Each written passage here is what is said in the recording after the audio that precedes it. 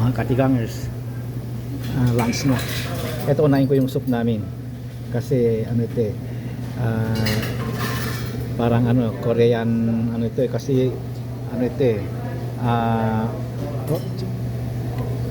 orange chicken eh. Tapos yan, ewan ko anong tawag yung beef na yan, at saka ito parang Korean. Ito may pangalan to, nakalimutan ko na yung soup namin. Tapos may ano din, may mushroom din. At saka ito yan, ano pangalan to, nakalagay kasi di miso eh. Hindi naman miso ito eh. Pag miso, kung yung durog-durog, kaya hindi miso ito. Tikman na natin, huwag na tayong magreklamo.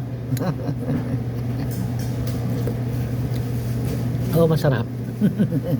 Kasi pag Asian yung soup, masarap eh.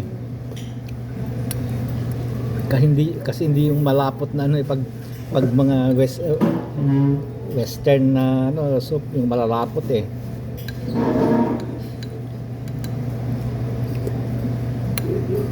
Masarap.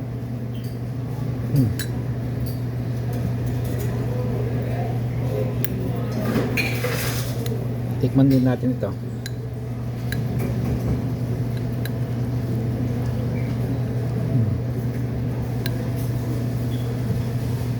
Masustansya daw ito eh. Sabi ng ano eh.